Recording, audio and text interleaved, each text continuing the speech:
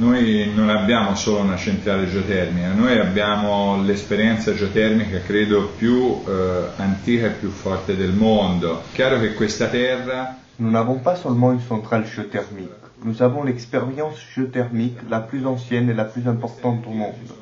C'est clair que cette terre naît, se développe et vit surtout en fonction de cette particularité. Sur cette énergie, nous recevons des redevances qui reviennent sur le territoire par le biais d'un accord entre Enel et les administrations locales. Et ce sont des éléments et des ressources auxquels nous ne pouvons pas renoncer. Pour être indiscret, ça chiffre à combien? Noi possiamo contare su circa 3 milioni di euro. Nous recevons presque 3 millions d'euros qui reviennent sur le territoire grâce à cette énergie. Et ces 3 millions d'euros, nous les utilisons pour améliorer la qualité de vie de notre communauté. Ça correspond à combien d'habitants? Diciamo il comune di Pomarance a... La commune de Pomarance a 6300 habitants. Nous avons aussi la possibilité, liée au téléréchauffement, d'utiliser une partie de cette vapeur. Une possibilité importante car à l'intérieur de nos maisons, nous avons le chauffage que nous pouvons utiliser pendant longtemps, en continuité, avec un coût très contenu. Sûrement nous voulons exploiter encore plus l'opportunité que notre terre nous offre et nous sommes convaincus qu'elle doit nous appartenir. Ici on croyait qu'il y avait les portes de l'enfer, dues à ces conditions. Bon, nous sommes convaincus qu'il pourrait y avoir une petite porte du paradis.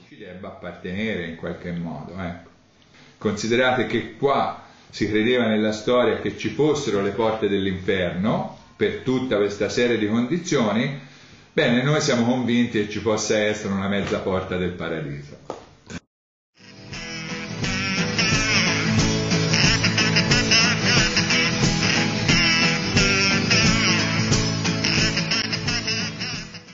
Nous pouvons dire ici à la commune de Guyane, c'est une fierté pour nous d'avoir une production d'énergie renouvelable.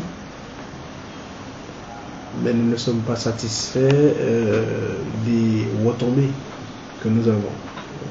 Nous avions la taxe professionnelle, mais depuis la suppression,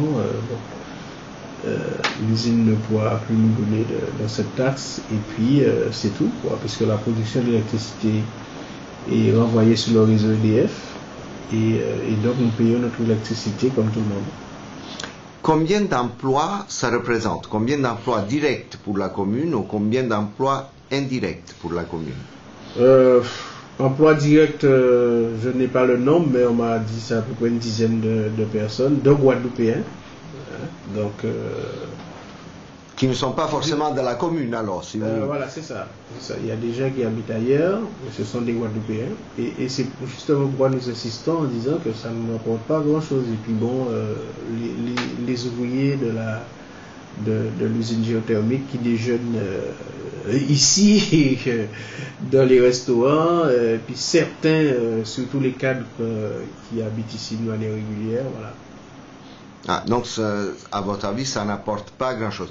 Je peux dire que ça ne rapporte pas grand-chose. Nous produisons de l'électricité à Guyane, une énergie renouvelable, et notre terrain de sport, le football, qui est situé, disons, une trentaine de mètres.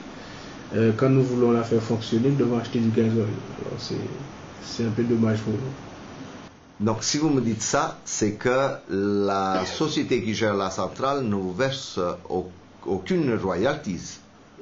Non, aucune vraiment, puisque autrement nous n'aurions pas eu, si vous voulez, des personnes qui s'opposent à l'extension des forages dans la commune, parce qu'il y a un projet de Guyane 3 en vue de forer et de construire une nouvelle usine. Il faut dire aussi que les gens se plaignent de la non-transparence, c'est-à-dire que l'usine s'arrête, recommence, et puis la population se plaint de ne pas avoir d'informations. Et c'est de même si à partir du moment où les industriels de l'usine ne savent pas fonctionner ou donnent l'impression de ne pas maîtriser la production, à quoi bon leur donner une nouvelle autorisation? Donc ça complique un petit peu leur projet. Nous, à la mairie, nous demandons à ce qu'il y ait une redevance sur la production d'électricité et une prise en charge de notre éclairage public. Et puis nous voulons aussi être,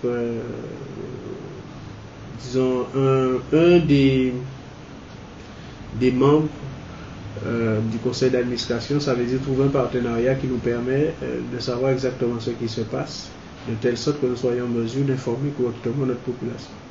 Il y a une demande d'extension de la production d'électricité sur un projet qu'on appelle Boulière 3, mais il faut procéder à des forages sur un terrain communal, ce que nous n'avons pas encore accepté, parce que le conseil municipal ne l'a pas encore fait. Et nous attendons qu'il y ait un engagement précis de l'État sur notre demande concernant la prise en charge de l'éclairage public, sur la redevance sur la production, ainsi que les extensions, les activités qu'on pourrait développer autour. Par exemple, la création d'un institut sur la géothermie embouillante, la formation d'accords de cadre, mais aussi la formation des gens qui pourraient assurer la maintenance de l'usine. Et nous n'avons pas encore de réponses définitives là-dessus. Donc c'est ce qui nous intéresse nous aujourd'hui, c'est de faire en sorte qu'une production d'électricité faite dans notre commune soit un avantage économique et social pour la population. Est-ce qu'on vous a jamais proposé d'utiliser la chaleur résiduelle de la centrale, par exemple, pour donner de l'eau chaude aux maisons et aux habitants de la commune? Alors, au moment où je vous parle, on ne nous a pas proposé. C'est-à-dire ceux qui exploitent aujourd'hui cette richesse ne nous a pas proposé cette possibilité. Mais nous y pensons.